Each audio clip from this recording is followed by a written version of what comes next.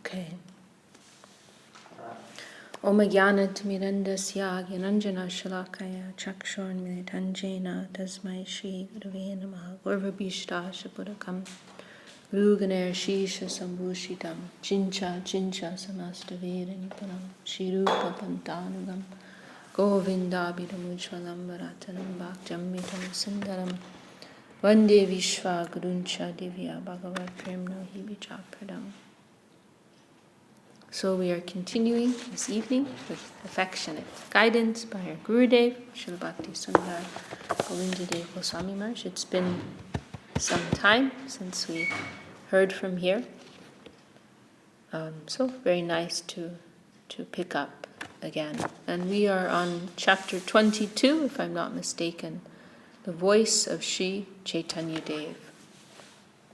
Jai Shri Gurudev. And beginning with a quote, a beautiful verse from Chaitanya Charitamrita. Ander Hidoyaman Muraman Vrindavan Mane Bane Eka Kodi Jani Taha Tomar Padadwai Kodoho Jadi Udoy Tobe Tomar Purna Kripa Mani. And this verse, it is from the Ratha Yatra section of Chaitanya Charitamrita, and it is a very beautiful verse. A few times we heard Gurudev quote this verse, and it is an expression. Mahaprabhu makes this expression in the mood of Radharani. So it is an expression of Srimati Radharani, and the verse is saying, for most persons, their mind and their heart are one. But in my case, my mind and Vrindavan are one.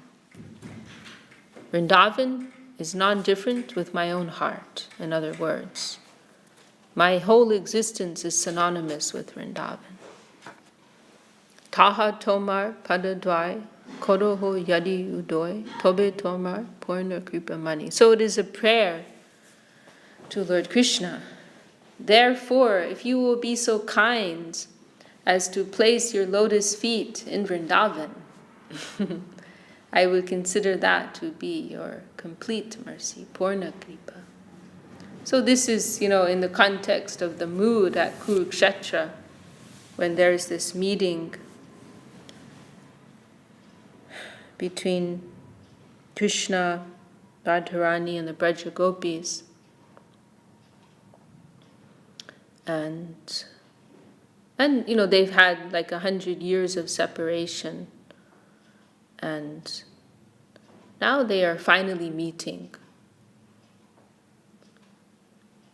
And one would think that pain would be relieved, but instead it is intensified, because they are together. However, the environment is very different. They are not in the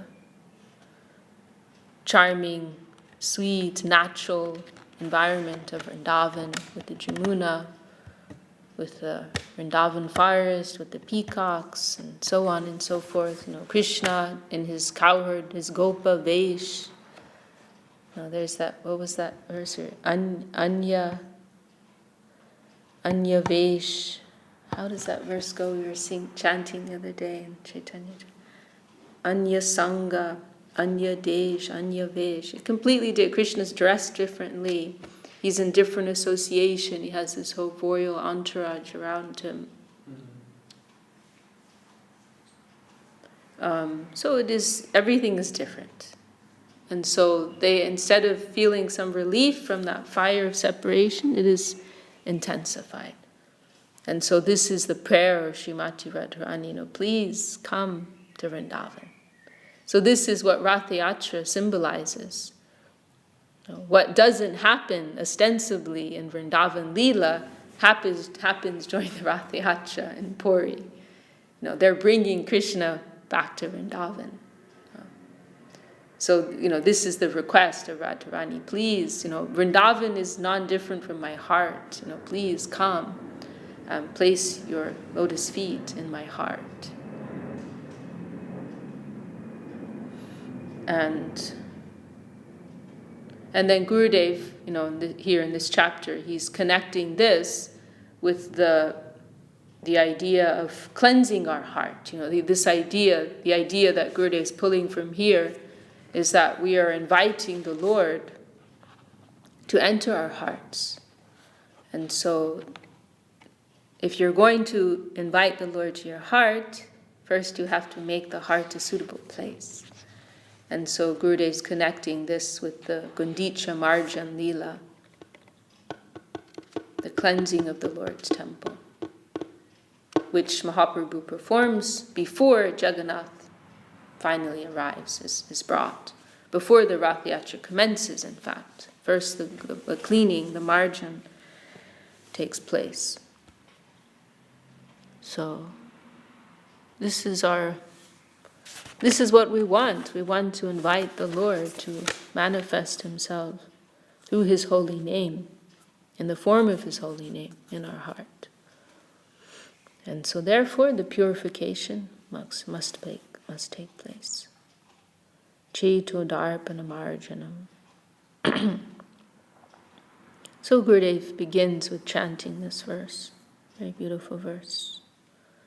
Anner hridorman morman rindavan mane vaneka kodi chani tahatomar padadvai koroho jadi udoi tobe tomar porna lipamani. The illusory environment is always attacking and disturbing the jiva souls in so many ways. But Prabhupada, Srila Bhakti Siddhanta Saraswati, started the cleansing process, like Gundicha Marjam, the cleansing of the Lord's temple. This was his first work in this world. The heart must be made like Vrindavan. Krishna always lives in Vrindavan. So he will only be pleased to appear within our hearts if our hearts become like a manifestation of Vrindavan. The heart must be made like Vrindavan. It won't do to keep a jungle in the heart. Many disturbing elements are in the jungle, but there is nothing like that in Vrindavan. Everything in Vrindavan is perfectly pure. So we must worship the Supreme Lord purely. To mix with Maya for our sense pleasure and invite God in our heart is gross hypocrisy. With great force, Srila Bhakti Siddhanta, Srila Bhakti Vinod Thakur and Srila Bhakti Siddhanta Saraswati Thakur did everything in their power to smash such hypocrisy. Their first work was to preach the name.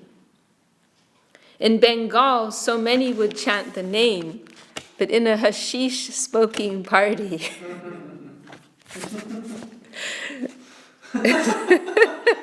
This is exactly what we were just talking about. This is Gurudev's answer. 5 minutes ago we were talking about this.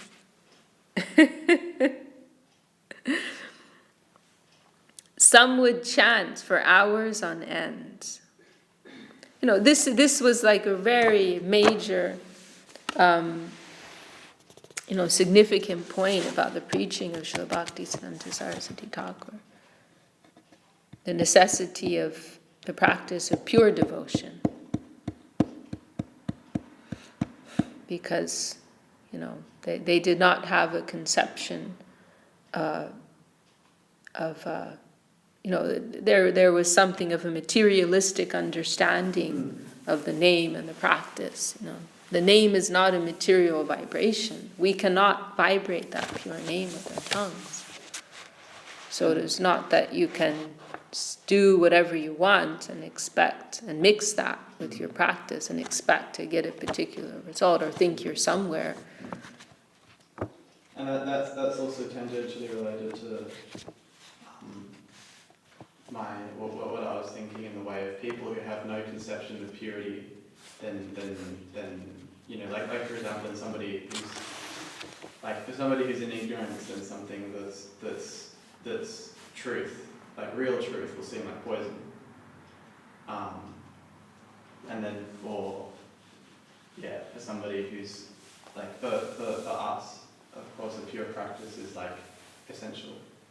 It's like, like gross hypocrisy otherwise. But then for people who are transitioning, they won't see anything there because they have no conception of purity. They've never seen purity before in their whole life. So if you're saying no, you must become pure right now, right? That's another conversation, Griffin. That's I know. We don't need to bring that into this discussion. We're going to confuse the issue. Let's just hear the point that Gurudev is making.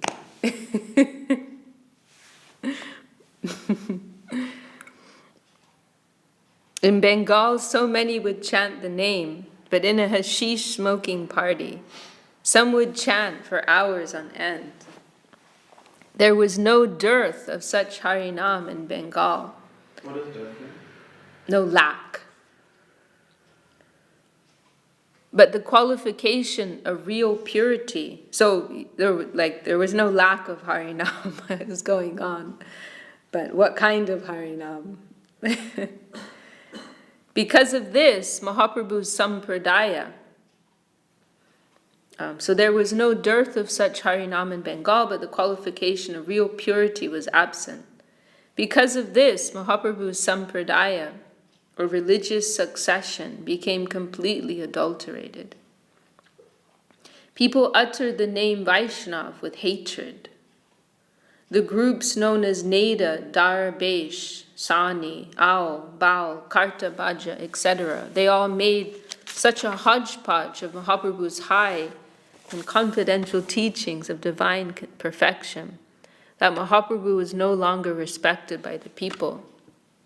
If anyone said, a Vaishnava is at the door, the head of the family would say, oh, give him a little rice and send him off. Such was the conception the common people had of Vaishnavas. This Gurudev's listing these different types of... there was one type of sadhu who made a list of 13 different groups who were, using the name of Mahaprabhu, but following so many malpractices and misconceptions, subscribing to so many, and propagating so many misconceptions. So this man identified 13 different variations that were prevalent within society. And so Gurudev is listing some of those persons. They all made such a hodgepodge of Mahaprabhu's high and confidential teachings of divine perfection that Mahaprabhu was no longer rejected by the people. If anyone said, a Vaishnava is at the door, the head of the family would say, oh, give him a little rice and send him off. Such was the conception the common people had of Vaishnavas. But the real Vaishnav Dharma is Jaiva Dharma, the nature of the soul, the divine life of the soul. Bhaktivinoda Thakur wrote his book, Jaiva Dharma, to bring genuine Vaishnav religion out to the world. Is that something we should read? Jaiva Dharma, the first half. I've never read it myself, but from what I've heard about it, yes, I think it could be a helpful book to read. I've never really felt the need. I personally just feel very satisfied with the books from Gurudev and Srila Sridhar Maharaj, and then some of Srila Swami Maharaj's publications we're also reading. But it is one of those books that some of our devotees read and they get something from it. Probably I should read it. But one point that Gurudev has mentioned about it is that there are two divisions, and the second half goes into higher regions, discusses rasa tattva. So we don't really have the adhikar for that. But the first half is suitable, and it has, I think usually by Gaudiya Mats, it's published as 2 separate books. Okay, cool. Yeah. So it's not like you put red tape over the second half. I'm not gonna Just put wax over that side of the book in wax. seal it up. Yeah, Gurudev, that was how I heard about it from Gurudev, because he mentioned how happy he was a couple of times, how one of Srila Sridhar Maharaj's godbrothers had published it as 2 separate books, because he understood that. He was actually talking about how nowadays different missions, they're just publishing anything and everything in a very random way, and he was very disappointed. There's, I don't remember, like books like Ujjvala Nilamani, like high books, like it's just become, the whole thing's been cheapened. And his point was, he was saying that the godbrother of Srila Sridhar Maharaj, it was actually it was like a bit of a, I don't know how to say, but yeah, like I couldn't quote him exactly what he said, but he I won't say who he was talking about. It was like he was praising him, but also, praising him in a way that could offend some people, because he said that his point was that Vaishnava who published it in 2 books, he wasn't like someone who was known for being very deeply acquainted with the Siddhanta. He was like on a more of a primary level of understanding. But even he understood that we don't go and publish all these books. Like, he was like 3rd category preacher or something like that, But he could understand that. But nowadays, like in Saraswati Thakur's group, even someone more of a primary level, they could understand that we don't, just publish anything and everything. But nowadays it's become, just like a cheap marketplace. So,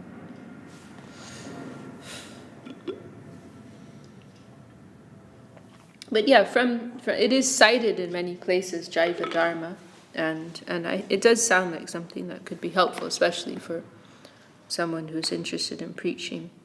Another thing Gurudev mentioned about it is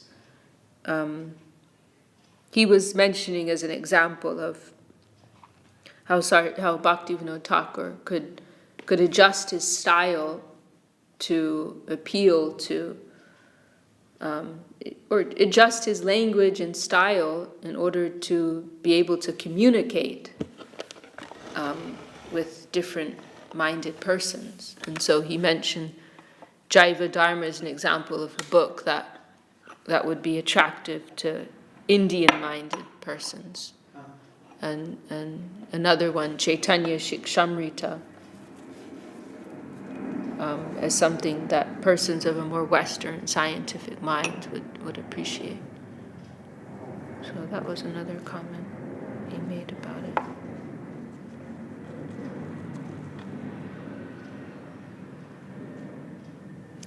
Jiver Srupa Hoy Krishna Nitya Das. You know this verse?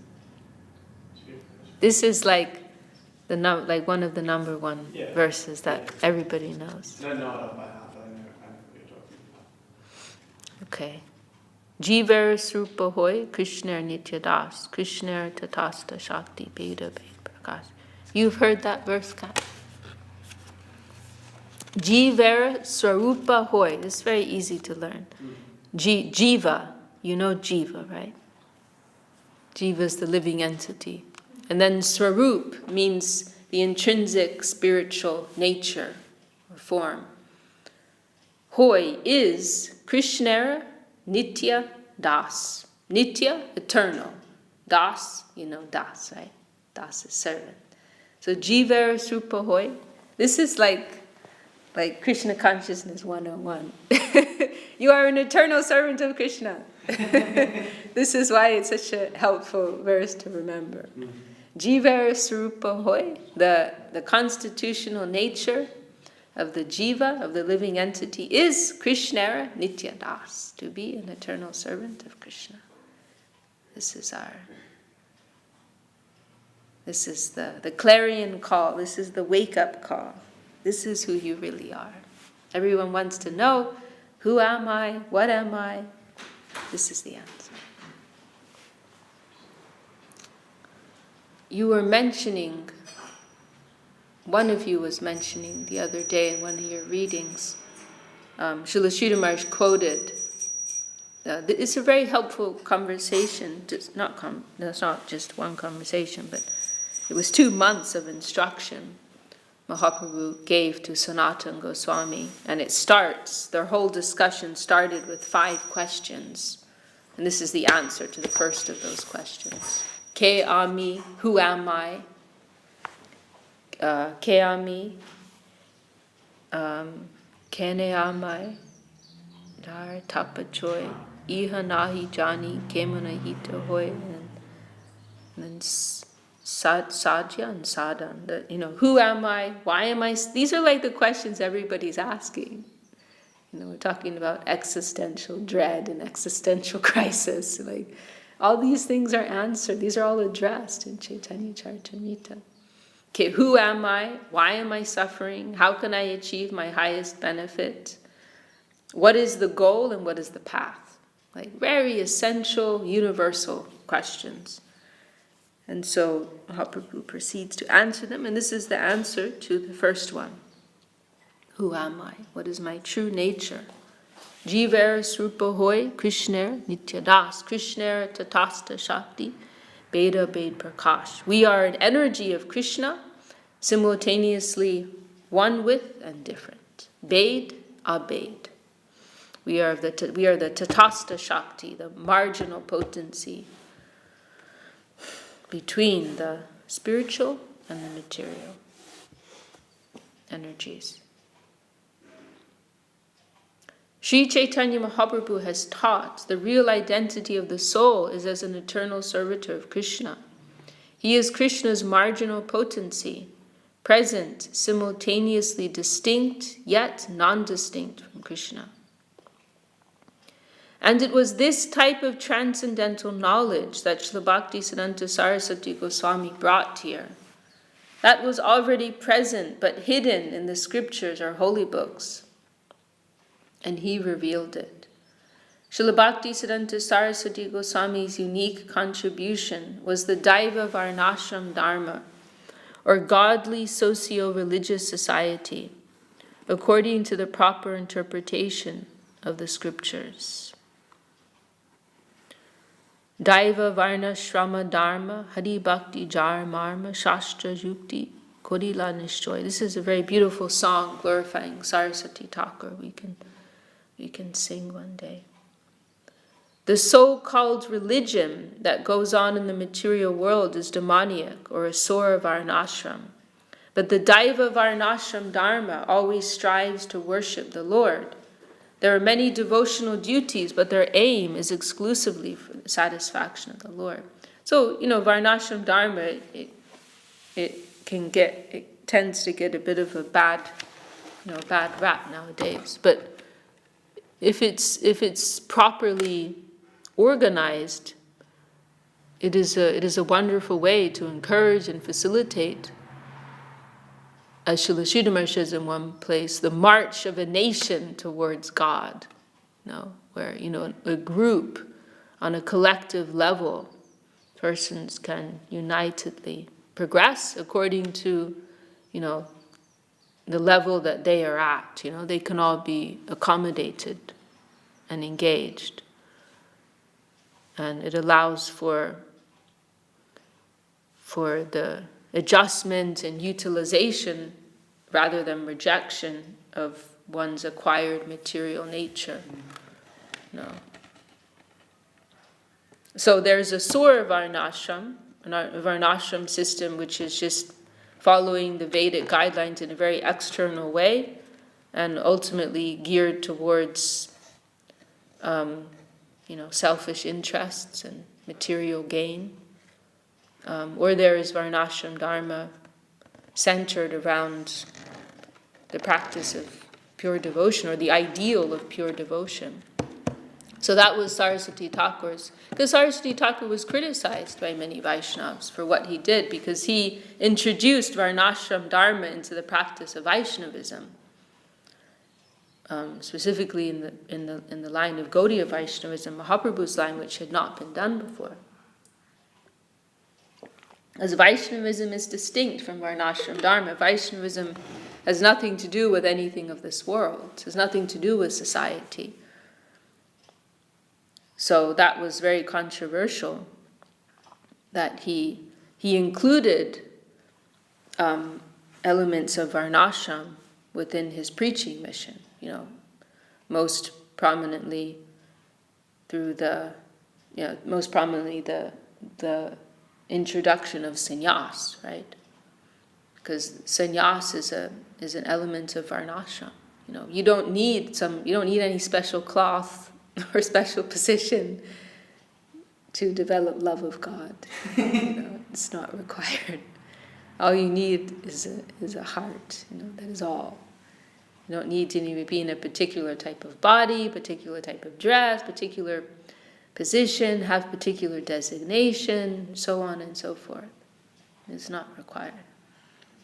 All that is required is simplicity of heart, desire to serve. And not anybody, the animals, they can also participate in that. So there was a lot of controversy about that. And it is understandable, that they would have that. But Saraswati Thakur was looking at the state of society, such pollution, such corruption of Mahaprabhu's pure teachings. And so he saw it was necessary to make this type of adjustment and to use the Varnashram system to facilitate and promote the practice of pure devotion. That was his very grand vision. Shravanam, Kirtanam, Vishnu Smaranam, Pada Sevanam, or hearing, chanting, remembering, etc., are all duties for no other purpose but worshipping the Lord. The execution of these functions is known in its primary stage as Daiva Varnashram. The bodily calculation of considering a Brahmin's son a Brahmin or a Shudra's son a Shudra, etc. is false. And this is the problem why the Varnashram system has failed, because it became corrupt and based on material considerations. It's not meant to be based on blood and birth.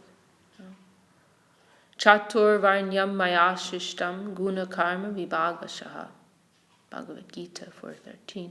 The four, Krishna speaking, the four social divisions are created by me and divided according to man's qualities and works. Prabhupada Bhakti Siddhanta Saraswati Thakur showed us that genuine socio-religious organization of Varnashram Dharma must worship the Lord, and above Varnashram Dharma is Vaishnavism or Jaiva Dharma, the divine life or religion of the soul. This is the line by which Srila Bhakti Siddhanta Saraswati Goswami established real Vaishnavism in the world. A Vaishnava is never inferior to a Brahmin. A Vaishnava is always superior to a Brahmin. That is his real position. The position of a Vaishnava is never merely next to a Brahmin. The Vaishnava lives in the other world, the transcendental world of service, Seva Mai Bhumika, or Nirgun Bhumika, the transcendental plane.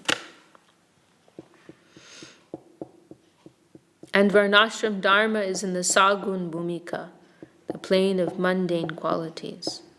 But the attempt to rise above the Mayic plane comes within the purview of Varnashram Dharma. So, we're situated within the Mayic plane. So therefore we have to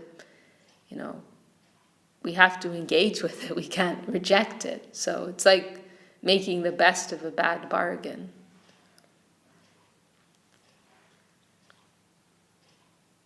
we cannot pretend that we are beyond such things. And so therefore it is helpful at our current stage.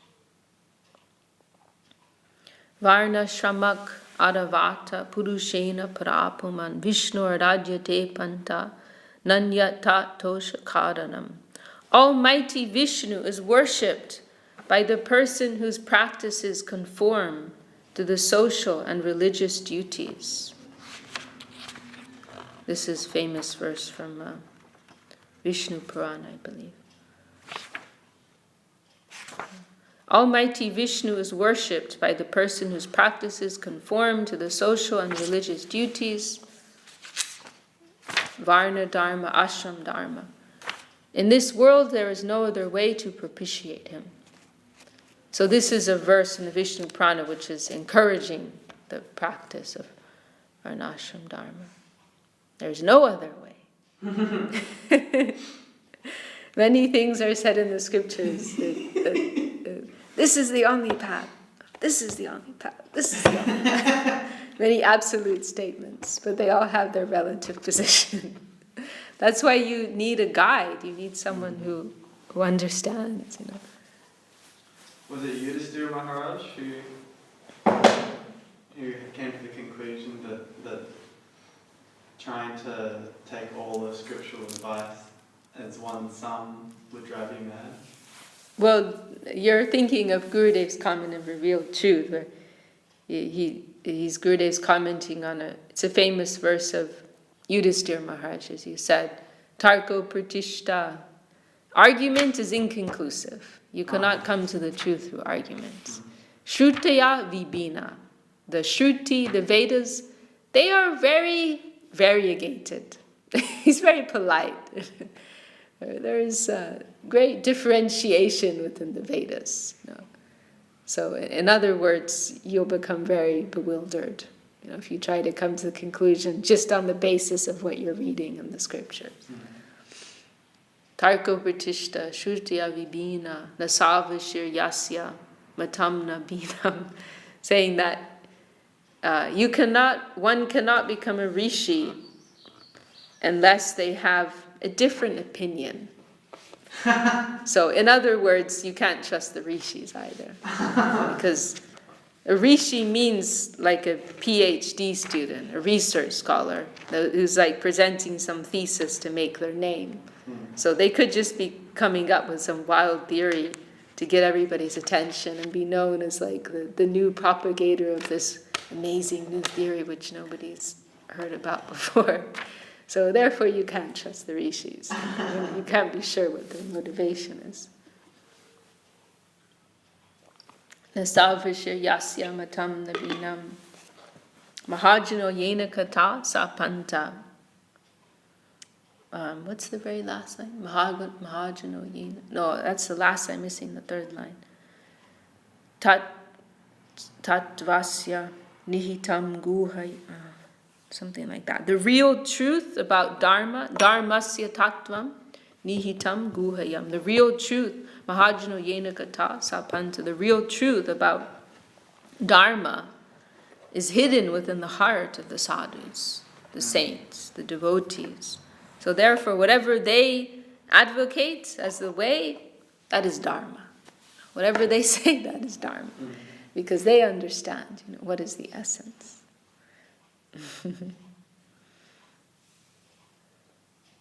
Very nice verse. Such a teaching guides the world toward the worship of Lord Krishna. But the Vaishnavas live in the transcendental world. For example, if you take prasadam, you are not taking mere rice, vegetables, water, etc. You are taking what was offered to Krishna. You cannot be responsible for any sin. The devotee offers everything for Krishna's pleasure. So like the Varnashram system is kind of like a framework that's guiding people towards, but it's not the actual thing. There's, I might have mentioned it already in one of our discussions, but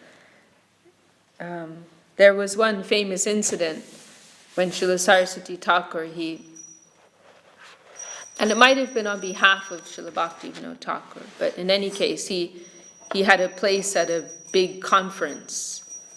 And everyone, all the speakers had some subject matter that they were discussing, and it went on for some days. So, as I understand, everyone had like a slot every day. And so his subject was Brahmins and Vaishnavas. And so this conference went on a few days, and so he spent the first few days glorifying Brahmins. And it's actually, I would really like to read it, and I really need to do it, but it's actually been published as a small book. But what we've heard is that he spent the first few days glorifying Brahmins, and as I've heard, the idea was,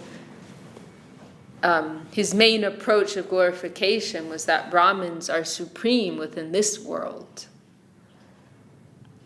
of our acquaintance. And then he spent the next few days, and there were many Brahmins present at this meeting, so they were all very highly gratified. He's quoting, he's not just, giving his opinion, but he's quoting so many very extensively from scripture. And there's so many verses in scripture that glorify Brahmins. Gurudev, there's one verse Gurudev really liked. Namo Brahmanya Devaya Go Brahmana Hitaya Cha Jagad Hitaya Krishnaya. What's the last name? Govindaya Krishna. I can't remember. But it repeatedly mentions Krishna as being the how is it? The Lord of the Brahmins, the pleaser of the Brahmins, like that.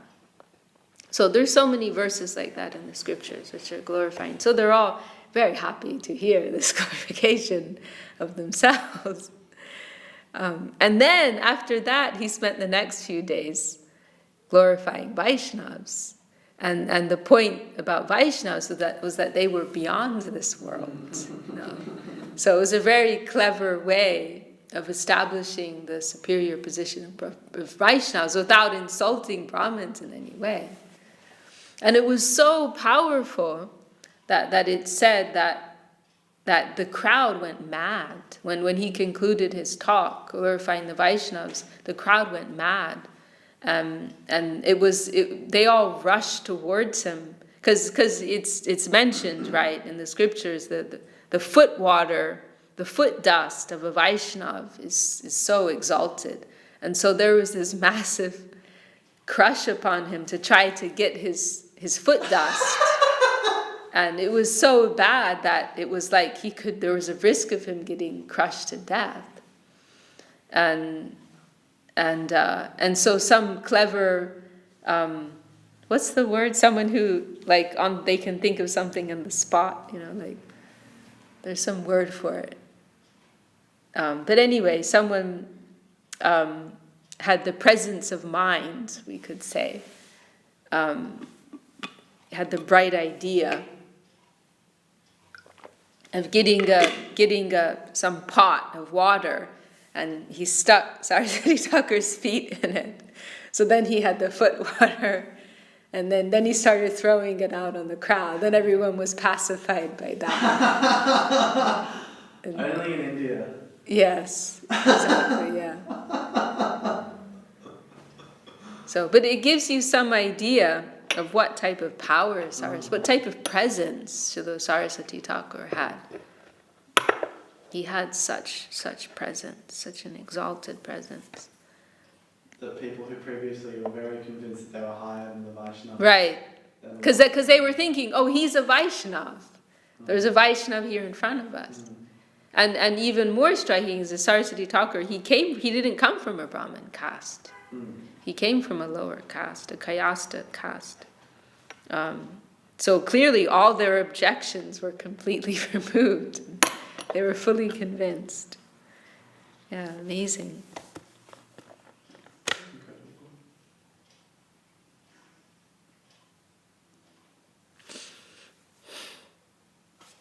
Let me see. No, I don't think we can finish it. This in glorification. It's a very nice talk of Gurudev's.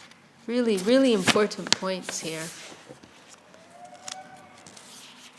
I think maybe we'll stop there.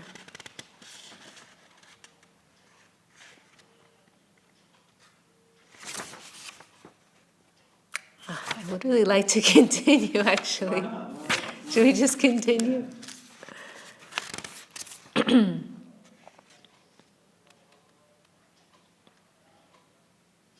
The devotee offers everything for Krishna's pleasure. Tvayopa bhukta shragganda vaso lankara charchita uchishta bojino dasas tava mayam jayemahi. Adorned with the garlands, scents, and clothing enjoyed by you, and partaking of your remnants, O Lord, we, your servitors, can conquer your Maya. So living in this consciousness and acceptance of prasad, that will purify us of all sin, all consequence to activity, apparently materialistic activity in this world. It's very important for maintaining guardian consciousness too. Because if you're not in the consciousness of like every single thing around you is coming by mercy, then some maladjusted notions can subtly form. Subtly or not so subtly. At least in my own case. In this way, the eternally living and ecstatic Sat Chidananda element that is present within is again fully manifest. Similarly, Srila Bhaktisiddhanta Saraswati Goswami once again revealed to the world that which is eternal and ever fresh. Before his appearance, people might have been chanting the name of God, but how did they chant it? In his time, he was the inaugurator of the genuine chanting of Harinam. Pritivite jata kata dharma nama chale bhagavat kohe sab paripuna. There's a lot of typos in the verses. Paripurna chole, I believe it is. Totalitarian war against Maya. What passes, this is a quote from Chaitanya Bhagavat, it's paraphrasing the second verse of Srimad Bhagavatam. Whatever is running in this world in the name of religion, it is all cheating. But he says, Srinivas Thakur, but he says it in a very clever way. The Bhagavat says, Bhagavatam says, he's not saying this is my opinion. Bhagavat kohe. According to Srimad Bhagavatam, whatever is running in this world of in the name of religion, it is all cheating.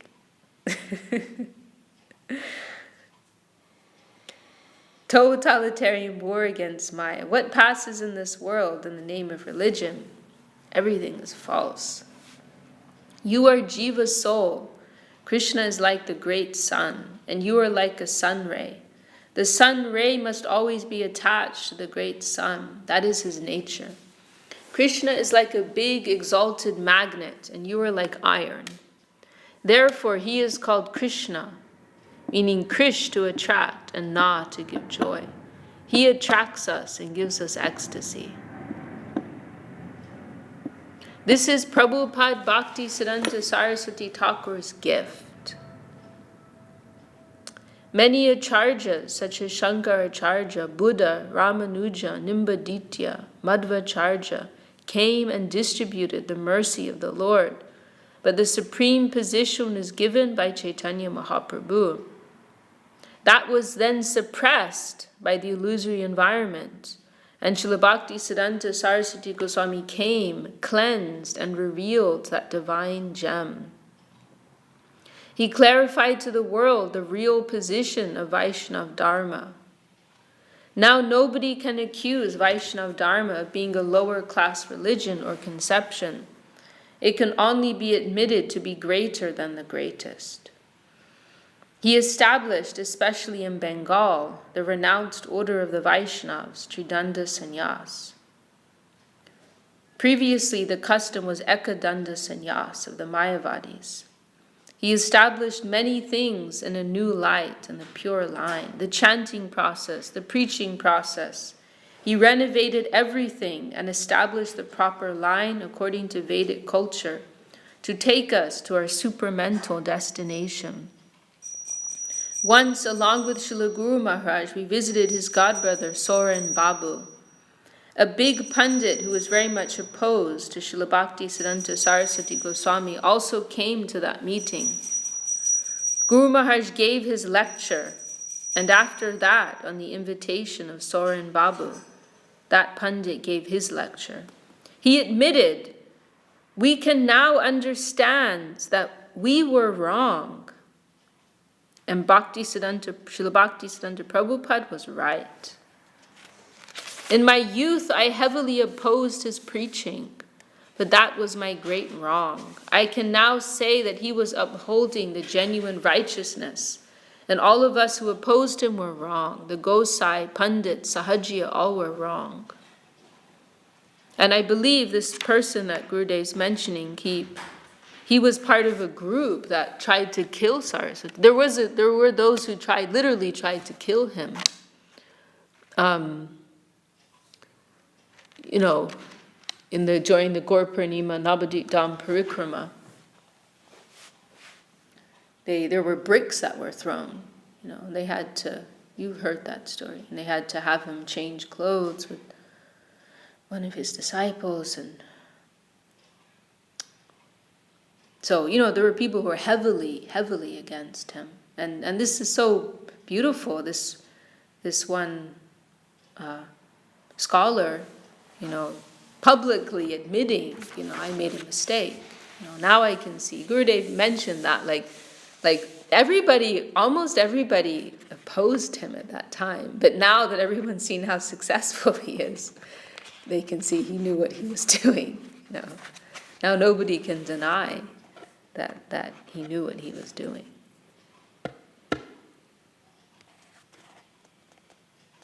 And I don't know if it was. Oh yeah, Gurudev doesn't mention his name. He just says a big pundit. He mentions him elsewhere, but I don't remember. So I don't know if it was the same one or another one. But one of them, these pundits who were very much opposed, that he came to Srila Sridhar Maharaj once and said, I realize now that I've made an offense. I made a great offense. And I feel the only way I can become excused from that is by taking prasadam in your mat, He told to Srila Sridhar Maharaj. And in fact, Gurudev mentioned that one of the reasons why Srila Sridhar Maharaj chose, there's so many reasons, which is a 2-hour discussion as to why Srila Sridhar Maharaj selected that particular location. But one very practical reason is that area of Navadvip was known to have many of these pundits residing there who were opposed to Srila Saraswati Thakur. So Srila Sridhar Maharaj's mood, as a very faithful disciple of his Guru Maharaj, was that, where there was some stronghold of opposition to his Guru Maharaj, to try to break that opposition.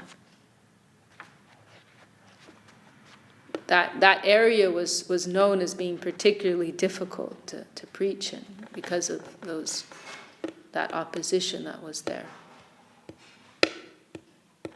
So, he chose, it's Tegadi Pada, it's called Tegadi Pada. It's like this area right next to the mat. And he was successful.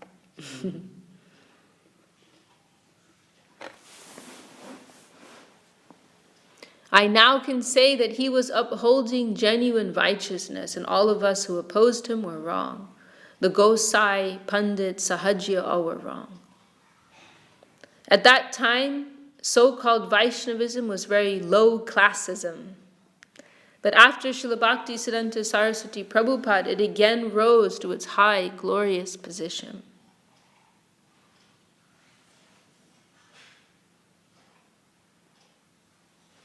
Maybe it's a good place to stop, although I would like to continue. There's lots in what Gurudev's continuing with that, I want to I don't want to squeeze it all in now to discuss it. So we're whetting our appetite. It's a like a very important point for me to sort of keep in mind that Bhakti-siddhanta was about re-establishing the purity of real spiritual life. That was actually a big part of this campaign, because there were so many people, A big part of his campaign. Yeah, it was very central. Yeah. Because there were so many people who were maybe they had some good intention, but were essentially sahaja, who were... Yeah, no doubt, there's a spectrum, you know. And also amongst those who opposed him, there was a spectrum. Like, some of them were just envious and felt threatened. Like, oh, he's coming with something real and potent, and we're all going to be out of business. And then there were those who genuinely thought he was just wrong, you know. So there was a spectrum. They were sincere, some of them, in their ignorance. But yeah, he was going to a place where it seems like within a certain section, high-grade spirituality was equated with intoxication of some sort. Where, like, you know, was in, huh? Sorry, you know, I cannot hear very well right now. He was going to a, it was coded, you said? I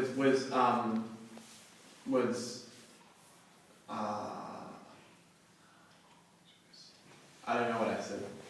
But essentially that high-grade spirituality was essentially associated with intoxication of some sort, whether or not it was through intoxication or much worse karma. It was made an attempt to straighten that out. That's very relevant for the modern world.